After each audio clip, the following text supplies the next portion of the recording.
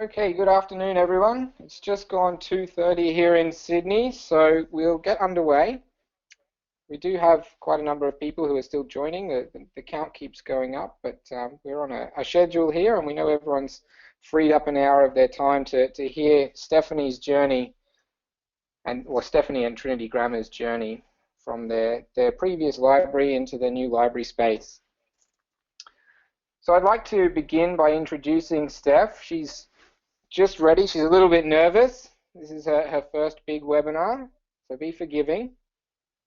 But we'd like to welcome Steph and thank her for taking the time to share her experience with everyone this afternoon. Trinity Grammar, or the Arthur Holt Library, which will be the focus of this afternoon's presentation, has now been the winner of 3 awards. So when we first invited everyone along, Trinity Grammar had been nominated as one of the top 40 innovative schools or innovative school libraries in the country, and they've also won a Delia Award and honourable mention for a Delia Award, and nominated for Great School Libraries. So I'm going to hand over to Steph now to introduce herself and also talk you through the journey that they've been through.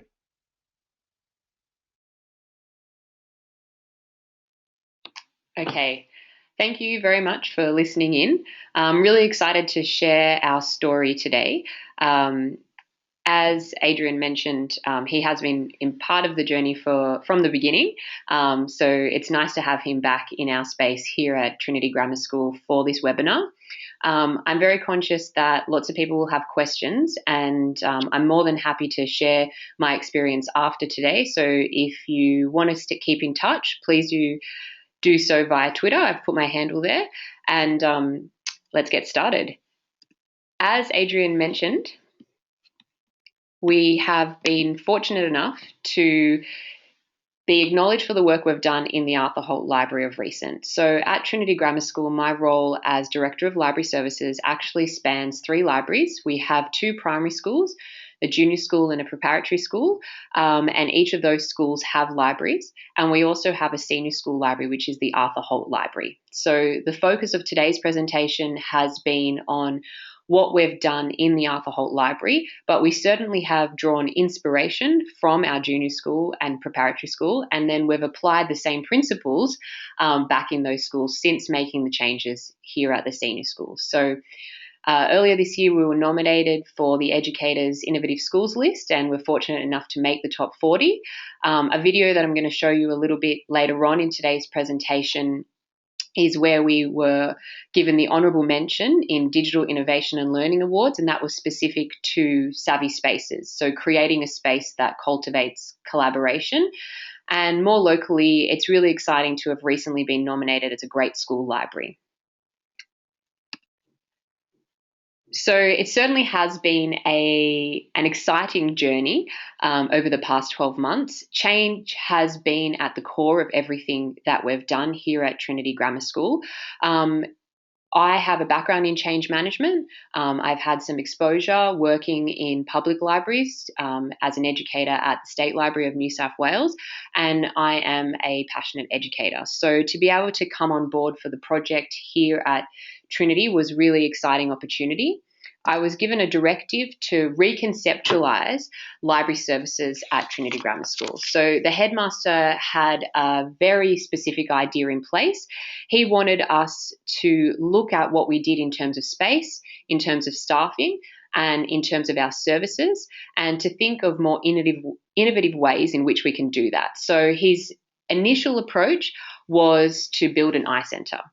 He then changed his mind and thought perhaps we should become a learning commons. And we played around with ideas as far as innovation hub, experience centre, resource centre, and so on. But at the end of the day, I believe in libraries. And I think that whatever you name your space, it is first and foremost has to be a fully functioning library. So we did take on board the idea of an eye centre, and great work by Lynn Hay in terms of putting this out there to library profession. And if I'm to be honest, I hadn't I didn't really have a very strong understanding of what an iCentre was when I started. I punched it into Google and I got some great pictures of the Apple Store and a few other schools who have rebranded their libraries in this way. But what I loved was this definition from ASLA, which made it really clear the model that we were working for. So we didn't want to rebrand our library to be an iCentre, but we wanted to establish an iCentre model. So that's been our focus from the beginning. And you can see that I've highlighted the word space because from this definition, it makes sense that teaching and learning is at the core and that information and technology would be there. But the focus for me really was, what are we going to do about making sure that this happens in the one space? So I have a passion for learning spaces, and I have been to a couple of presentations by Stephen Heppel, who does fantastic work in inspiring schools and libraries to change their physical spaces to ensure that students have the best possible outcomes. My sister had recently completed a thesis on how physical buildings can affect our well-being, and I was just really interested in what we could do in a library that could potentially affect student outcomes, but also positively impact on the people who are in that space. So this is a quote that I love about space, that it's the body language of an organization. And I think that if you think about that, regardless of a school or an organization or a company of any type, no matter where you go, space makes place. It tells you what people care about.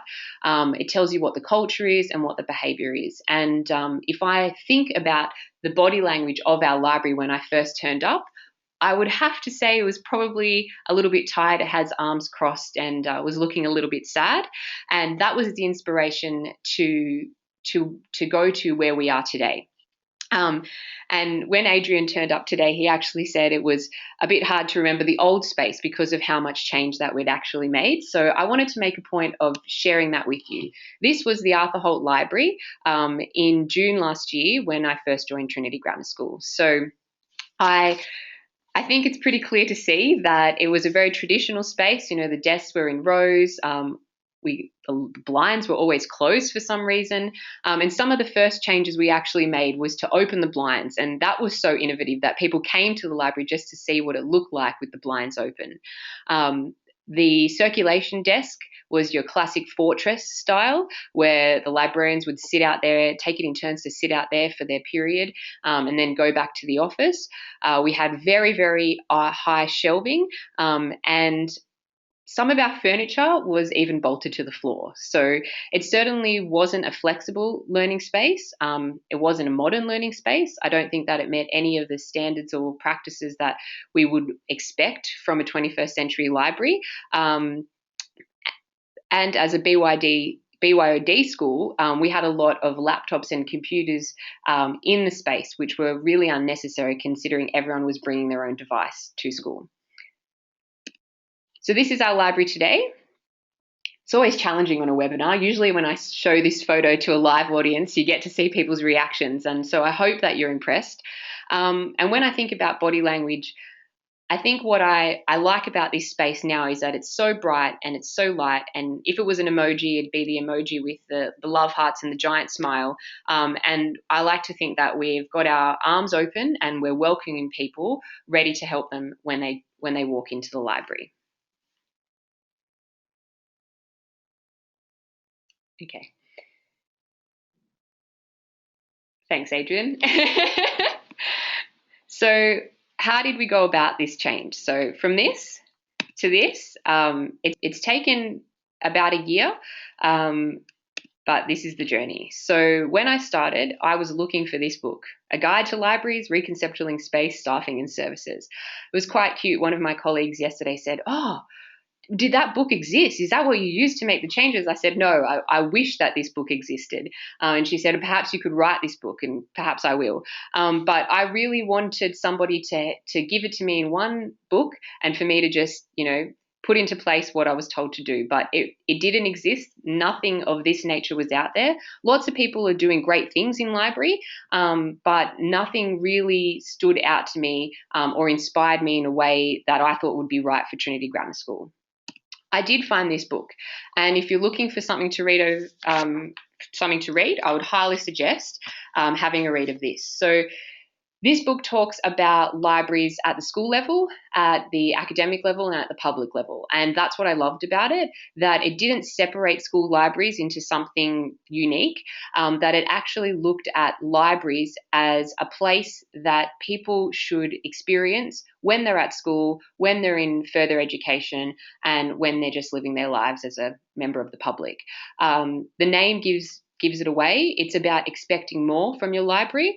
And I guess this is what inspired me provided a provocation, and inspired me to be a little bit disruptive in the way we went about what we were going to do at Trinity Grammar. There's a great quote in there that says, if your principal just uses the library as a study hall, they need to expect more. And if your students aren't talking to the librarians, then you need to expect more. And I think there's lots of takeaways that I had from this book, but it certainly was a catalyst for some of the inspiration for the change that we saw in our library. I put this quote up on my office door, and I still have it in my locker in our new space. And when I was talking the presentation through with Adrian earlier, he said, why offend? Why would you want to offend people? And in reality, it was more that we wanted to be disruptive. We wanted to affect people, to create a reaction, just moving some of the furniture, getting it unbolted from the floor, changing our opening hours, opening the blinds was already making people stand up and listen. They wanted to see what was happening in the library, and our end goal became creating a truly great library. I can't say it was always easy. I often felt like this guy, the lone nut. And if you haven't seen this video, just type into YouTube first follower or lone nut and it'll come up.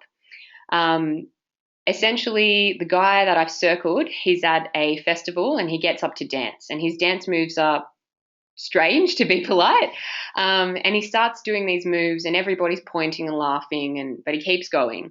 And no one wants to dance with him, but that's okay. It doesn't stop him. He's having the time of his life and he keeps dancing. And then the guy in the green shirt, this guy here, he turns up and decides to copy the moves of the lone nut, for lack of a better name, and they start dancing together. And then as the video progresses, the green shirt guy invites his friends, and before long you have a movement of hundreds of people who are all dancing along in the same way as the guy without his shirt on. So for a long time I was the lone nut. When I first started, people asked me lots of questions. How will the library become the eye centre? What is an eye centre? Where are you moving the library? Is it true you're going to get rid of some of the books? No one wanted to dance with me, not even my staff. They were a bit nervous, a reconceptualization of space, staffing and services sounded a little bit scary. And it wasn't easy to create a movement from scratch. But we got there in the end. And I was fortunate that a couple of staff became my first followers. The headmaster was always supportive of the change we wanted to bring about. And we had some key collaborations with the teachers who taught the DP, our e-learning staff, and also some senior students who were really keen to give us feedback on what they would love their library to look like. So we held a staff day early in the piece where I worked together with my team to say, where are we headed? What do you understand this concept of an eye centre to be? What's the vision? Sure, the library's been here for some time. It was last renovated only 8 or 9 years earlier. So a renovation at this time was a bit of a shock to some people. But if we're going to be a 21st century library and we're going to provide the best possible service to students, what do we want? And everybody was able to contribute something to the vision, and this is what we all agreed upon. I guess what I took away from that day was that a library is about people, and I think I'm preaching to the converted on that one, but the students had to be core to whatever we were doing. We're an all-boys school, so drawing boys into the library at times can be a little bit challenging. Reading for pleasure isn't always cool. Sport often takes priority over anything to do with the library, but we wanted to be able to provide a space that gave students real-world experiences. And the experience would come from the space, and those experiences would be fantastic learning experiences. And if they're going to be 21st century experiences, then they had to have the technology to back it up. So we started with the vision as a team, so we were all on the same page. So if any teachers or students or parents asked us questions about what was happening in the library, we could answer with a unified response. That said, then I went to the research, and there's not a great deal out there to prove that innovating your library is really worth it. I know that it makes sense to us, and having gone through the process, I would do it 100 times over again. It was certainly the right decision, but getting an academic journal that says this is how you do it and it will work can be a challenge. Like I mentioned before, Stephen Heppel has some great resources online that prove that changing classrooms and libraries get students engaged. There's great research showing that access to natural light and good ventilation can improve your ability to concentrate and therefore your academic results. The health sector have great research showing how they've moved patients to rooms with windows and staff to the centre of hospitals, and that has impacts on people's well-being and recovery rates. We saw some research early this year in UK primary classrooms that saw well-designed classrooms, having an impact on learning outcomes. The higher education sector had done some good research in terms of next generation learning spaces, and this is where I found this particular framework in a document called Space that was put together by the NGLS Colloquium of 2008 at University of Queensland. And they've led the way in a sense in terms of some really innovative learning spaces. So I love this framework. It shows us that space can't happen on its own, technology can't happen on its own, and pedagogy can't happen on its own. They all enhance or enable each other. And the bit in the centre is what I focused on when we were starting the project. How will we use these elements to inform the decisions that we're going to make? And then how will we use them again to evaluate those decisions? Also, for some people in schools, research is the only thing that they'll believe.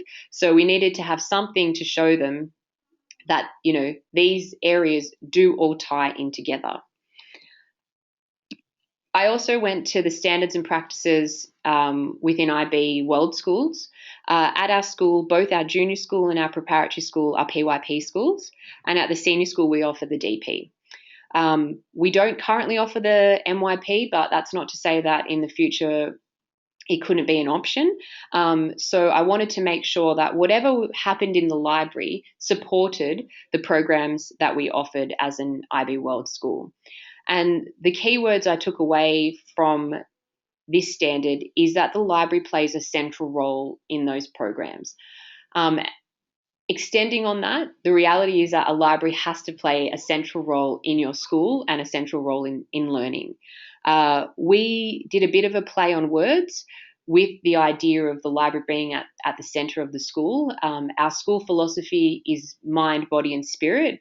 And fortunately, our library is geographically located with the rugby fields on one side and the chapel on the other. So we said we are the mind, and we've got the body and the spirit on either side. So therefore, we're at the heart of the school, and everything that happens in this space will be central to teaching and learning at Trinity Grammar School.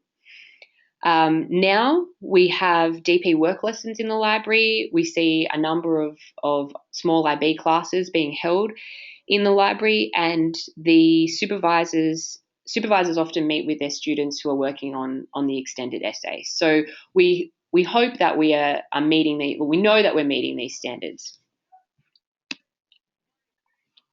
But the inspiration didn't stop there. I had the blessing of visiting a lot of different organisations, schools, universities, and companies to gain what I like to call a little bit of LibSpo. So LibSpo stands for Library Inspiration, and it's just an excuse to tweet whatever I could come across. A colleague actually came up with that for me, but I just love it. I went on a study tour to the UK and visited every public library that had won awards over there that I could in the short time that I was there. I went to the British Library, the British Museum, met up with educators. I met with Stephen Heppel at BAFTA and talked to him about, what his priorities were in terms of a library, showed him photos of our library and asked, where would he start? I travelled to a number of universities around Sydney and down in Wollongong, and I went on a tour of Google, CommBank, and Lendlease. So I wanted what we did in our library not to be your stock standard library. I just didn't want to open the Rayco catalogue and start afresh. I wanted to go out there and see what was happening and what was working in real life. Students are only going to go from high school to a university or to a workplace, and we want that transition to be as seamless as possible. Also, we don't know what we don't know, so I took as many photos as I possibly could to be able to bring that back to the architects and to our headmaster to say, this is what I want the library to look like, and it's working because it's working here at this location. That said, we couldn't really start making any decisions until we went to the students. They are our core users. And if that's one thing I took away from the visits, is that everyone I visited, be it an organisation like Google or a university or another school, they were always interested in how things affected their users, their people. And I think that had been somewhat neglected. And I think in libraries, sometimes we can do what best works for the librarians and we can forget what the students actually want. So we have a lot of windows at the library. We discovered this when we opened the blinds. So we put liquid chalk on every windowsill and we wrote series of questions up on the windows and said, tell us what you want. What would you like to see in your library? And I love that the students responded really well. We're in a boys' school. We could have got some interesting responses and graphics, but they took it seriously, and a lot of the ideas came from them. I like to say that, this was my project and I came up with all the ideas, but it really wasn't me. It was a team effort, and that team included the students. I loved that students would write up here, things to do with technology. They'd write specific collection items that they wanted added to the library. They wrote about furniture. They wrote about relationships with tutors and with the librarians themselves. We did a great initiative for some time based around the 6-word memoir style approach, where we said, describe your library in 6 words. And this one was my favorite: a place to nurture and develop knowledge. And we realized again that the library is about people and the students want the library to be about people. So then we took that feedback and made some initial changes. So a transformation like what you saw doesn't come without expenses, but there's certainly a lot of things that you can do in a space that don't cost any money.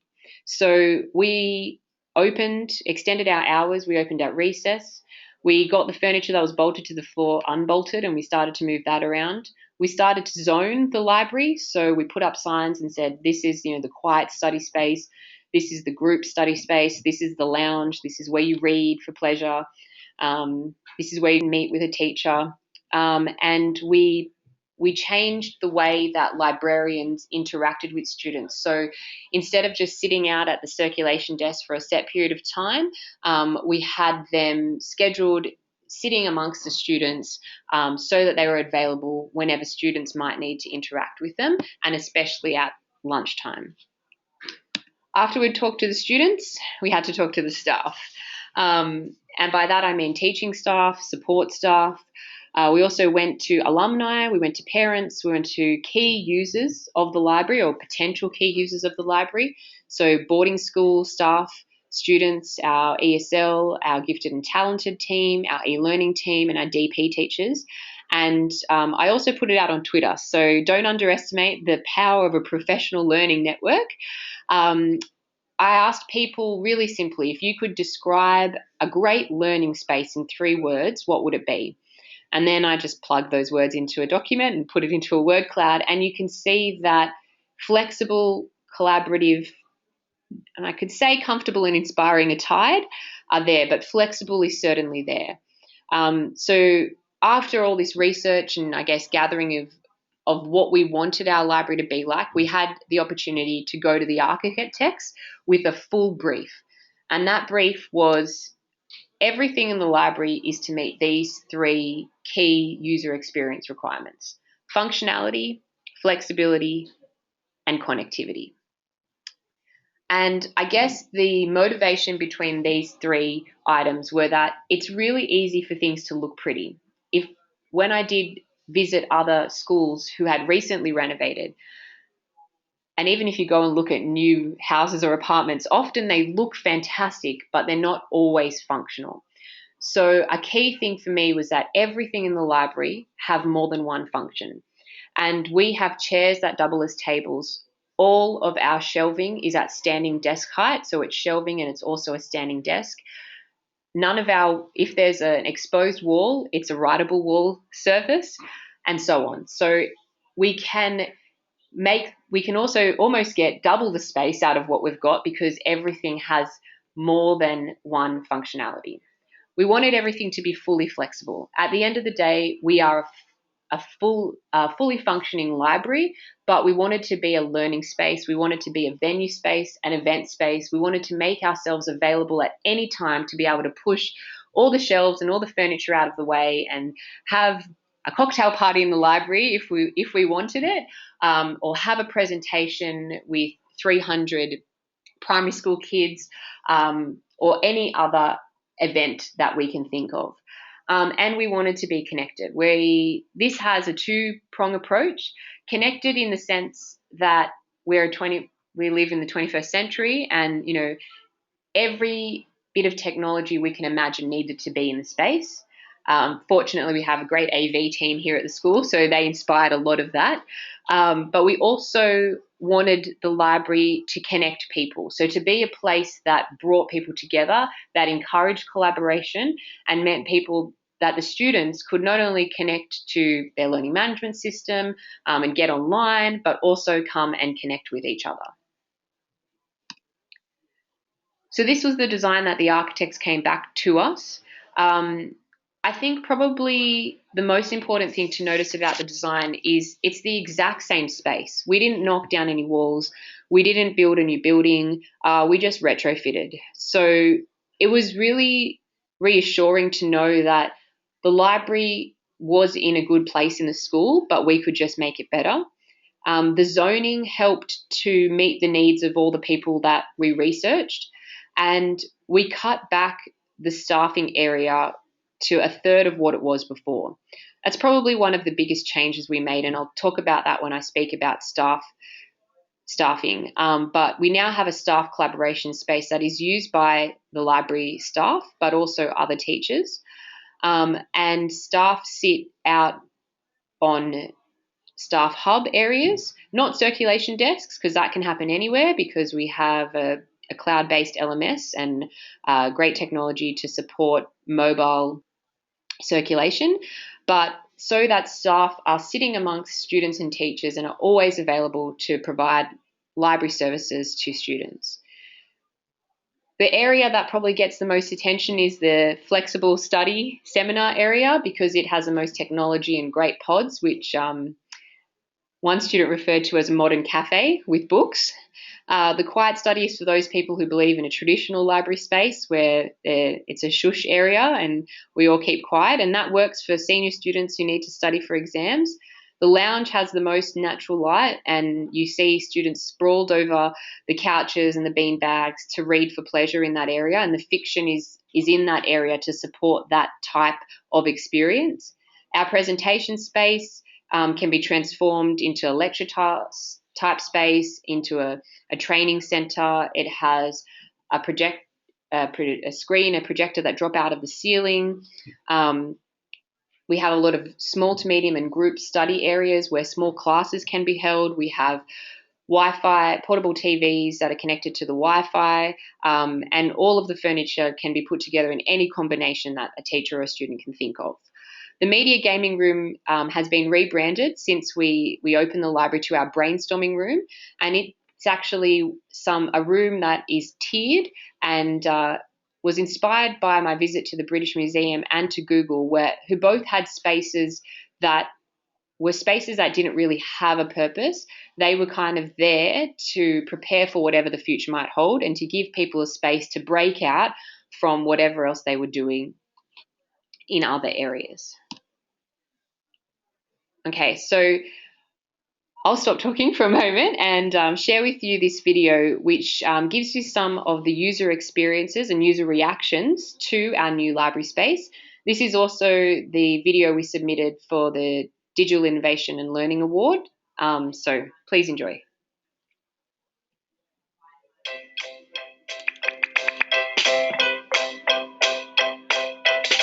It's been a big year of innovation and transformation for the Arthur Holt Library.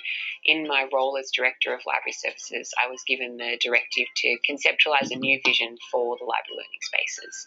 So the goal was to move to a more dynamic iCentre model, and we purposely designed the space with the intention to create a culture of collaboration.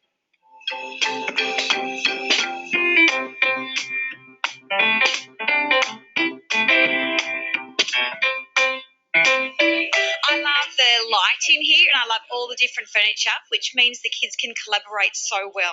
And they can choose where they want to be and it can suit all different learning styles. How fantastic is that? When I came in, I couldn't believe the change.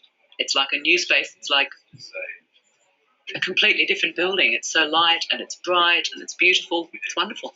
An amazing openness and this light just absolutely streaming through. Well, I think it's really innovative. It's really creative.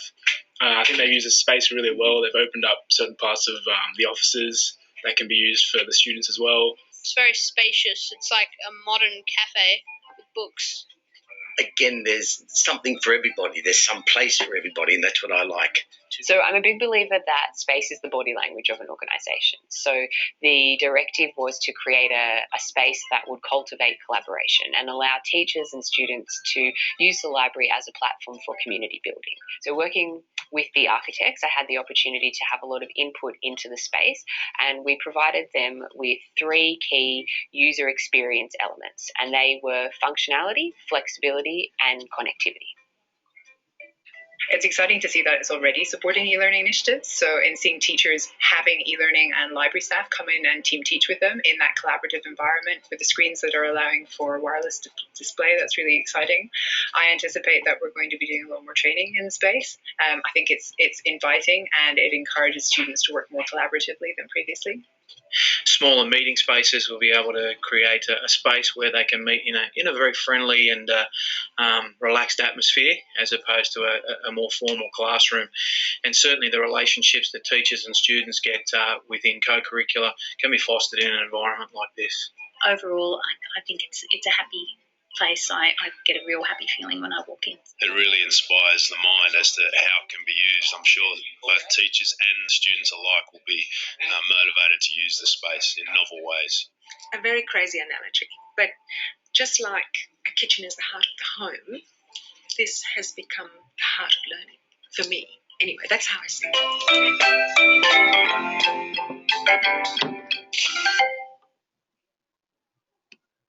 Okay. So moving on from space, we did have a focus, or the directive was to reconceptualize the space, the staffing and the services. So a lot of what we did was supported by changes that we made to our learning management system and our library management system. So this is by no means a plug, but it has certainly been a big part of the process to work alongside Infiniti and Canvas alike to be able to put in place some of the changes that we wanted to make in the library. So we were early adopters. We came on board with Infiniti mostly because it was a cloud-based system and it had opportunities to integrate with other systems, and also because we wanted to move to RFID technology, and our current system, Destiny, just didn't support us to do that with a local provider. So in saying that, we also didn't have a learning management system. We had a school intranet that some people were using and some people weren't. But we moved to Canvas around the same time that we moved to Infiniti, about the same time that we started the library project. So it all kind of tied in together, and it hasn't been without its challenges. I think that any change is certainly going to be met with resistance, and it's going to be a learning experience for people. But these products took our notion of collaboration from a physical space to the digital space. So we speak about that a lot when we go to classrooms and work with teachers and students on how they can collaborate, be it in Google Docs or in a discussion on Canvas, and access resources anywhere, anytime. My personal, I guess, thing that I like the most about these products is that they can integrate. So we've been able to put everything in the one place. We have a library Canvas course now, and that course is linked. There is a link to that course on every single subject course that exists. So the students have access to the library resources from wherever they are in Canvas, and we're looking to be able to do that in ManageBack as well. ClickView integrates so well with Infiniti and with Canvas alike. Everything's in the cloud.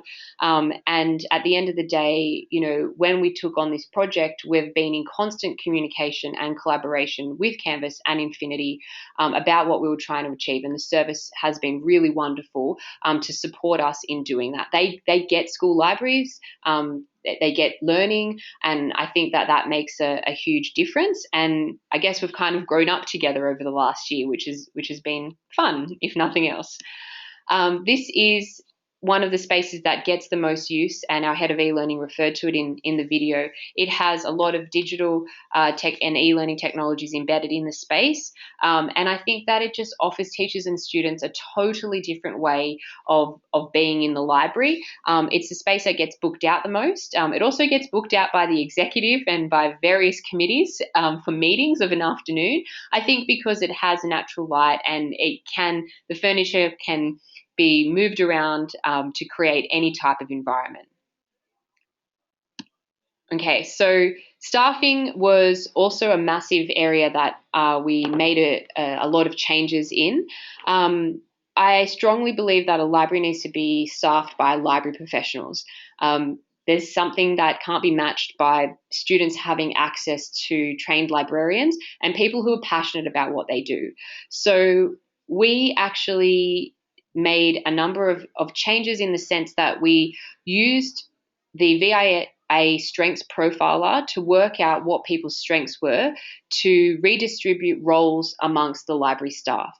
We also rebranded all of the titles of various positions. So our teacher librarians are now known as faculty librarians, and they are directly tied or allocated to various faculties that match their expertise and their interest areas and their strengths.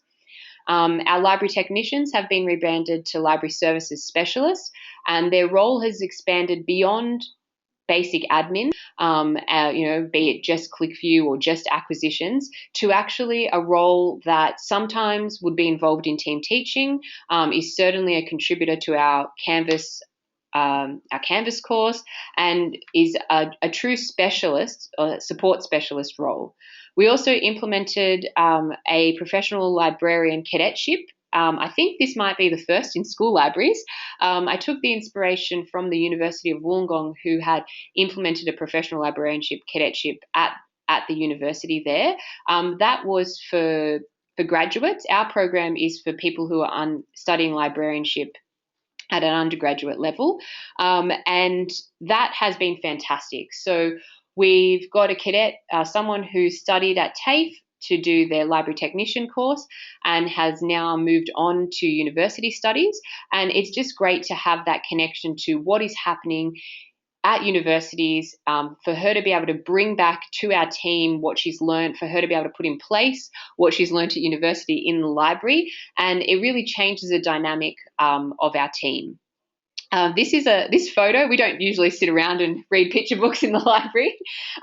This photo was a photo used when we featured in a recent edition of Trinity News, and it's because of all the changes to the staffing and the space that we were featured, but it was to profile the library. And I think that you know, it's really important to market ourselves as people, as library professionals, and also our space and what we have, the services that we have to offer. And I joked with the team when I first started that I wanted the library to be like a Japanese restaurant, and when you walked in, that everybody was greeted and welcomed and invited to start a conversation about what it is they were there for. If they're a student, what if they were studying, or if they were there to gather resources, if they're a staff member, if we could help them in any way. And that's certainly the value set or the approach that they've taken on board, and it really works in our library. We also looked at new programs we could possibly deliver. We don't have a wide reading program or anything of that nature at the senior school. Library lessons are a thing of the past here. So unless teachers were booking their classes into the library, we were missing out on chances to share you know, what we could offer as library professionals.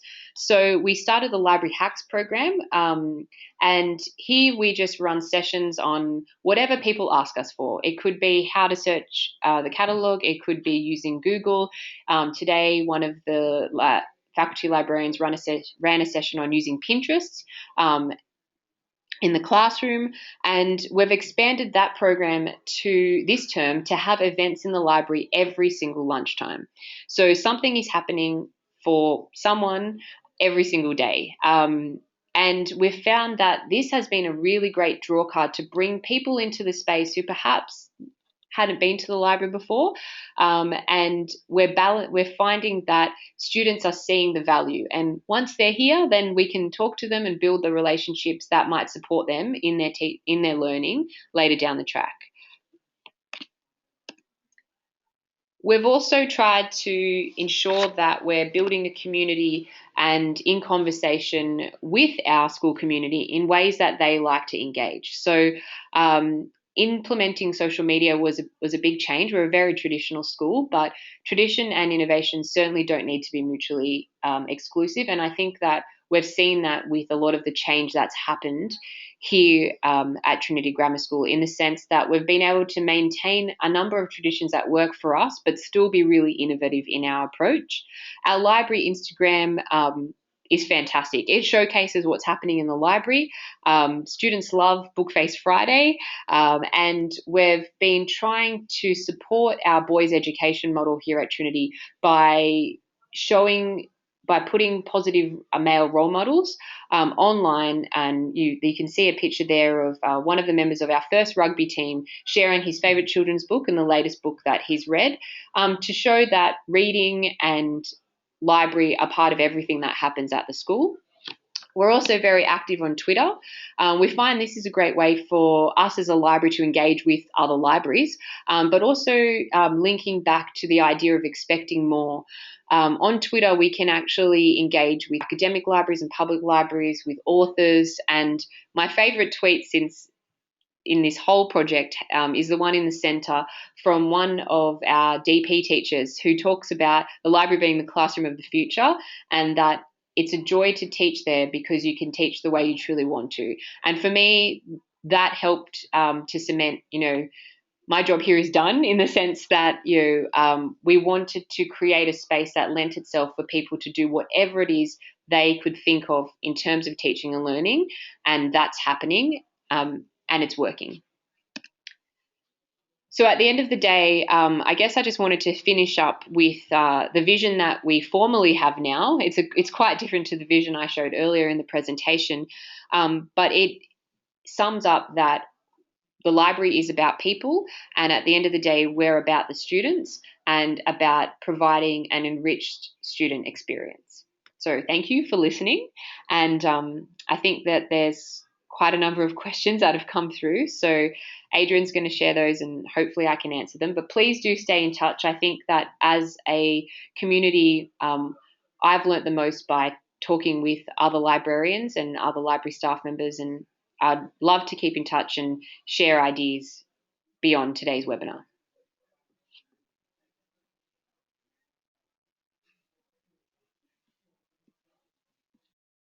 Okay, well, thanks, Stefanie, for that. That was a fantastic presentation.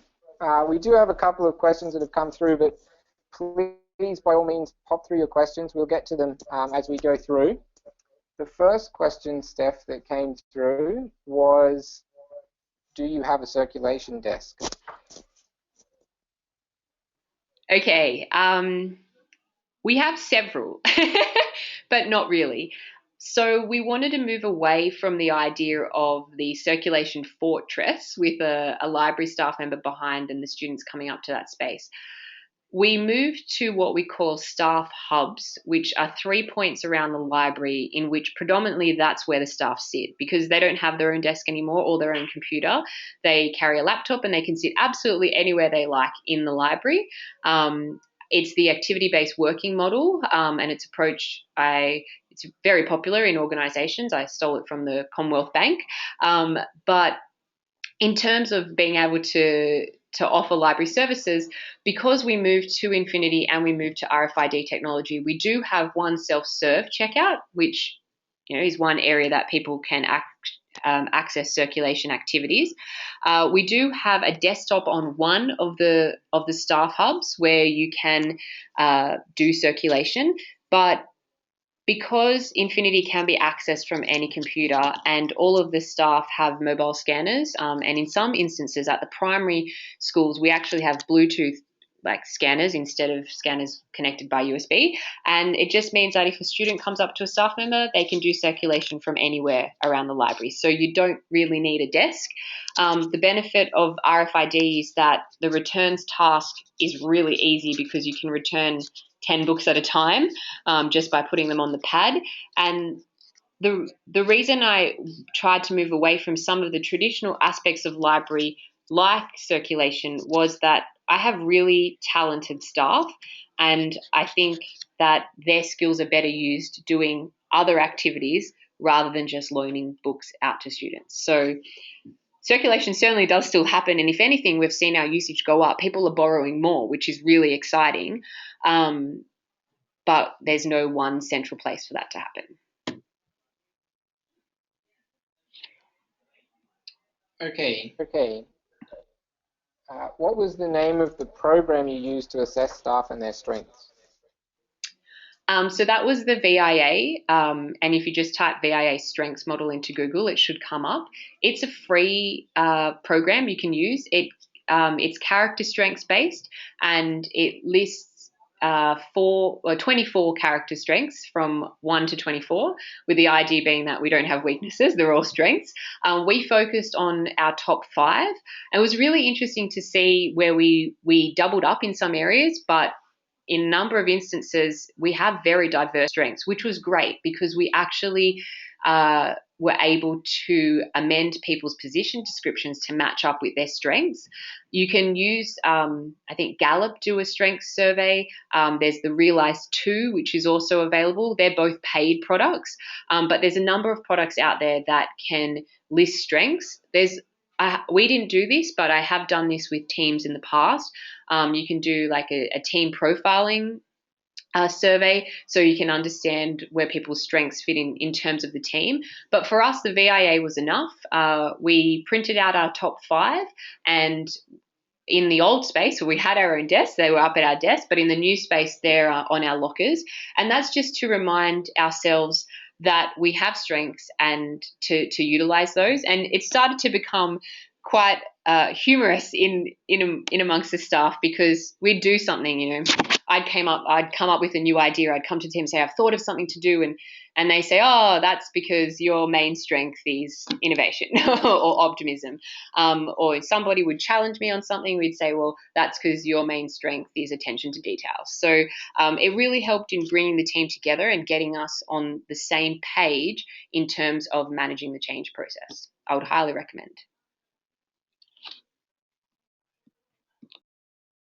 Okay, so there have been a couple of questions about posting links to your suppliers for furniture and so forth, and also sharing the slides, and we will share the recording of today's session, so everyone will get a copy of that as well. But there have been some other questions that I'll go through now, so I just wanted to reassure everyone that the copy of the slides and the copy of the recording will come through. Can your booths be moved? Yes, everything in the library is fully flexible. So whilst they look like they're attached to the floor, they're not. They're on the heavy side, but I can slide them out as one person, and we've done that. So we've taken everything in that seminar space out of that area and actually had an end of term function in that space because it has a wet floor, not carpet, and that's because maybe one day in the future we won't want booths, we'll want some other type of furniture. And I was very conscious of making sure everything was fully flexible because our library had only been renovated less than a decade ago. And I don't want it to have to be renovated in less than a decade again. So making sure that we were prepared to easily transition to whatever libraries are going to become and whatever the future is for us. Sorry, that was a long answer.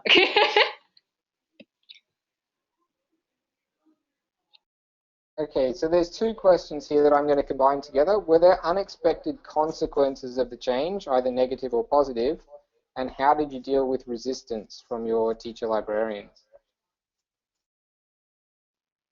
I think they're great questions. Thank you. There certainly was resistance. I think that naturally people are resistant to change no matter what. For me, leading the change made it a lot easier. But for people who've been doing what they'd known to do for some time, and the way that it was handled before I started in the role meant that some people didn't know why we were doing what we were doing. And there's a great book called Start with the Why, and it suggests that we all know what and how we need to do things, what we're doing and how we do them, but sometimes we don't know why. So once we met as a team, we had a professional development day to map out what the word iCenter meant to everybody in the team and what they thought we were doing well and what we could do better. I did a SWOT analysis with each of the staff individually and said, like, what are our strengths, our weaknesses, opportunities, and our threats, just to get us all on the same page. Why are we changing things? It's not to say that it's because it wasn't working, but it's because we could do it better. And I think that helped to overcome some of the resistance. I think just like the law of innovation, some people are going to be laggards in the sense that they don't want to change over. Some heads of department, will tell me that they can't do anything differently in this space that they can't already do in their classroom, and that's okay. But we want to focus on the people who are innovators and early adopters and who are curious about what they could possibly do to innovate their teaching and learning. And so we worked with those people who showed an interest, and they were mainly our DP teachers, our e-learning staff, our ESL staff, our gifted and talented staff, and we worked with them so then they could show other teachers and students that it works in the library. I won't lie, some people left, but that was their decision. And I think it's a testament to them. Some people said, this is not how I want to work. And I think that that's okay, but majority of people were actually able to enjoy the experience and come on board. So what was the other part of, the idea of, was there any unexpected change? So I guess the one thing that we were unprepared for was that we kind of assumed that everyone would know what to do in the space. And that's been a really interesting journey. So some teachers just picked it up and ran with it and absolutely love using the technology and the furniture. But the really interesting thing was some of the students were a bit confused. Some of the senior students in particular who'd kind of been conditioned to be in this traditional desks in straight rows and uncomfortable chairs, they walked in and they didn't know where to start. So we actually had to educate students and some staff with signage and some professional development to show them these are all the ways that you can work or learn in this space. And we weren't really prepared for that, but that actually proved to be a really valuable experience because once we went through that, once we ran a heap of tours, like Year 10 were the first to come through, and we ran through each of the zones and how they could work in that, it kind of then students started teaching students. And I think that showed us that we'd put the space in the right combination to work, but sometimes you need to tell people how to actually use that space.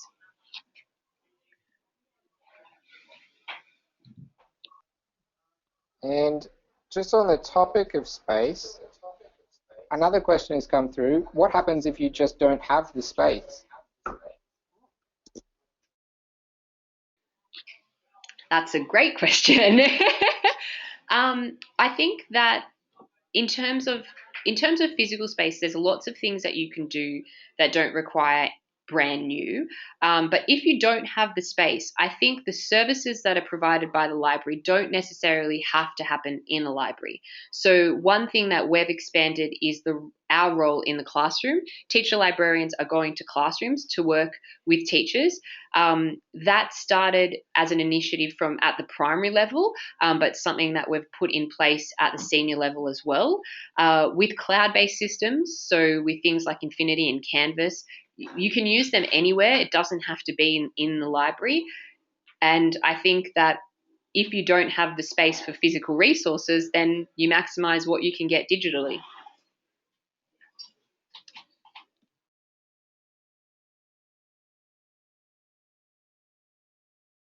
Okay, how does the library use LibGuides, and how does that fit in with Canvas and Infiniti?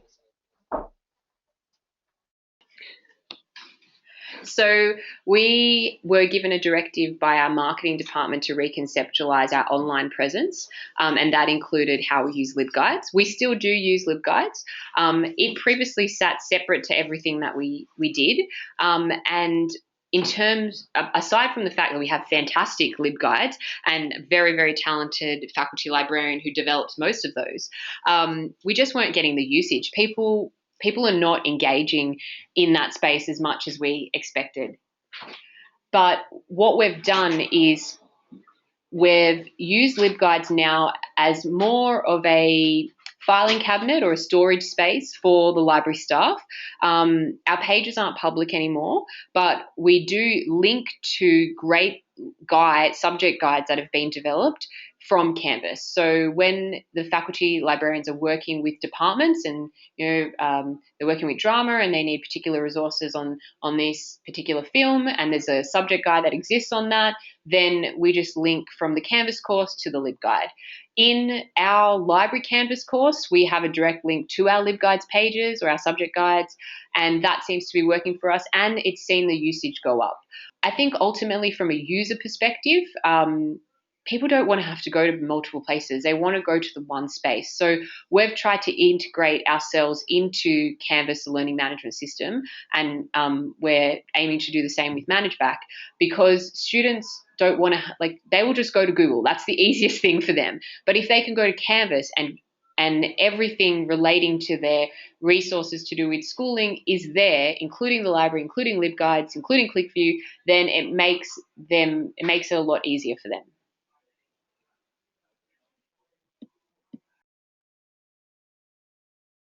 Okay, did you have to close the library for long?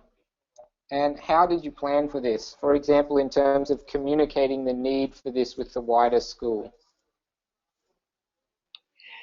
Yes, so we closed the library over the summer holiday period, and the blessing of retrofitting the space meant we didn't have to do any DA approvals with council, and it wasn't a major work. So it was essentially an office fit out. So we closed 1 week before the end of school because we had to tag all of our books, which was a very interesting process. If you've ever gone through that process, you'll understand. And that was communicated probably about a month or so in advance. So we explained to people, we need, unfortunately, this summer you're gonna have to read your own books, not the library books.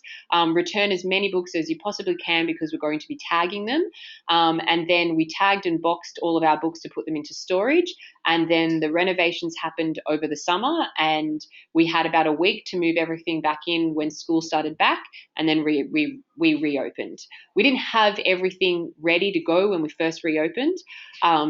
We were still waiting on some furniture, but within a couple of months, all of that arrived, and then we just tweaked some of our technology once we were in the space. So I think if you're building a brand new space, you might have longer lead times, but we were able to gather the research, make decisions about design in about 3 or 4 months. Then we closed for a month and a half, and then we were able to get back on track. So essentially, as a change project, it was a very short turnaround. 6 months was certainly without long days, certainly happened with a lot of long days, but was able to happen because we wanted to be as impact on teaching as learning as little as we possibly could. Okay, just a few points have come through saying that although you can't hear any voices coming from the other end, there's rapturous applause happening around the terminals. But we have had a question come through. We'd be interested to know how long the entire process took from start until now. And just so everyone knows that there are actually probably about 150 more questions that have come through, and we will answer them all, but we may not get to them all in the time that we've got this afternoon, so I'm trying to get through them as fast as possible. I think the question of the time frame was probably answered in the previous question. So I started in the June. We did a lot of research and I guess prototyping, talking to staff and students. In the first few months, I went on a study tour, and then we decided on the design, closed for a month and a half, and then reopened. So about, I would say 6 months really, but then I would say 6 months of implementation, in the sense that once we had the new space, yes, space makes place, but there was that process of training staff and students on how to use the space, making sure that like getting the staff used to working in a brand new way. It was quite challenging. I've got a couple of staff who are very introverted, and sitting out with students all the time sometimes was a struggle. So they balanced their days by occasionally sitting in the private meeting room or going back to the staff collaboration space, and we all had to get used to that way of working.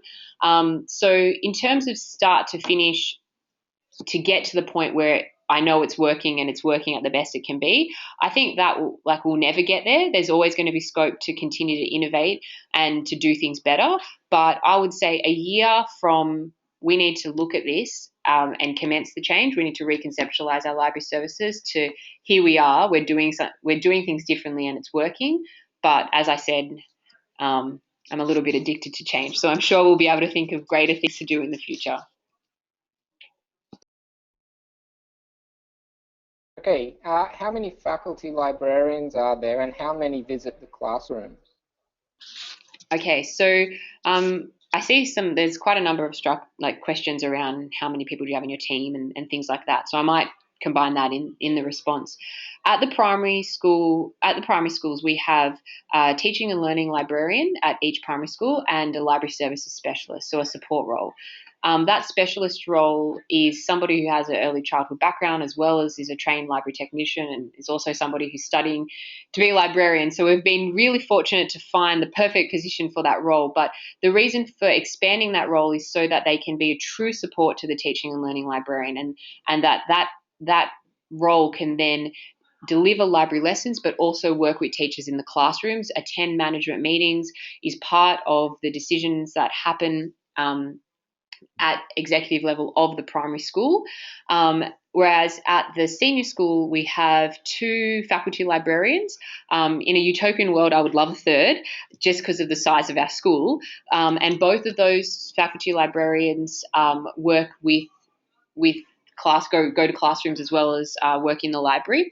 They don't have a teaching load, so they're fully dedicated to the library, which was a change I brought in, which means that they are always available and they don't have to worry about their own classes and marking and reports. They can really commit to supporting their faculties. I also participate in that. I don't have as many faculties as the other librarians do. Then we have 2 library services specialists who manage all the library related things, and we have our professional librarian cadet. So she has the opportunity to work across all facets. So she does some project work with myself. She works with faculties, with the faculty librarians, and then she knows the acquisitions and cataloguing process inside out. So we have I would say a large team. I know that not all libraries are blessed to have that, but we certainly do make sure everyone's put to good use.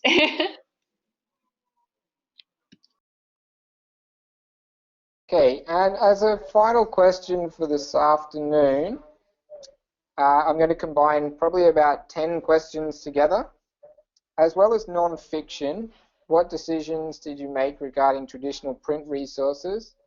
What proportion of collections are print versus digital? And what proportion of fiction versus non-fiction? Wow, those were stats I didn't prepare in advance. What decisions we made in terms of the layout of the space and the collection is on the upper floor of the library, which is where we have our quiet study space and our seminar area. That's where all the non-fiction collection are. That side of the library faces the chapel, and we consider it to be the more studious side, I guess. As you go to the one step down to the lower area of the library, and you've got the lounge area and the group study spaces, and you've got the view of the rugby fields and greater natural light. That's where we have all the fiction. So we tried to match the idea of reading for pleasure with the environment you would do that in. It's really interesting. We did a huge weeding and stock take project before we renovated, for obvious reasons. You don't want to be tagging books that you don't need in the collection. And we did probably reduce our collection by about 30%. But in saying that, we've probably purchased a number of up-to-date resources since then, because it really inspired conversations with teaching staff on what resources are you using and what do you really need to support them. Ebooks, there's always that debate, to E or not to E. And we don't get the usage we want, or I guess we don't get the usage we expected. They're not as popular as people make out to be. We've done several surveys, and people seem to want print over electronic time and time again. We've run library hacks on using ebooks. So our collection there we haven't really focused on growing that collection. But we did try and limit the areas. So we did try and cut down or amalgamate sections of our physical collections. So any teaching resources we put out to faculty or departmental collections.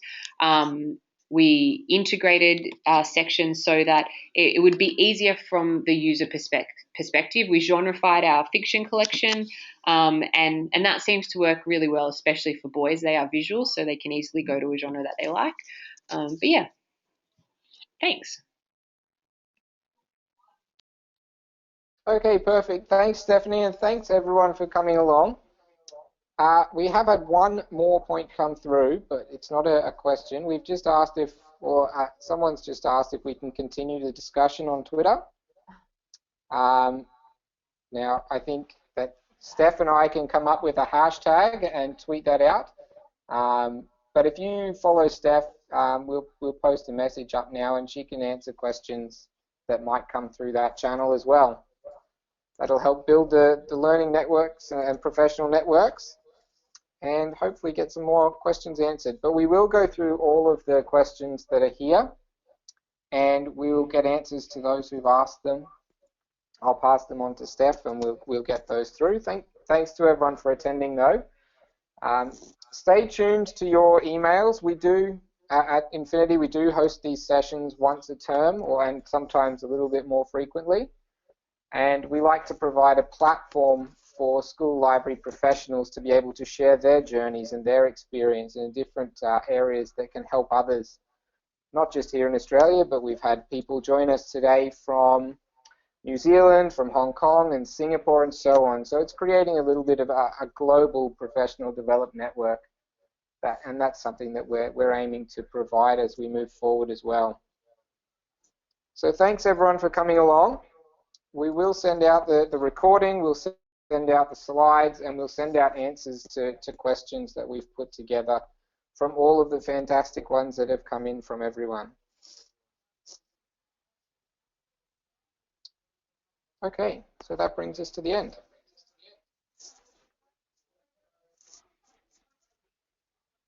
Okay, thanks, Adrian. Thanks everyone for listening. I am drafting a tweet to send out, and I'm more than happy to continue the conversation on Twitter or email, or you can call the school and we can have a chat. I'm very keen to keep in touch, and I love sharing ideas, and I did gain a lot of ideas in this process from visiting other schools, so I feel it's only fair that I can do the same to other people if it can inspire some innovation in your library.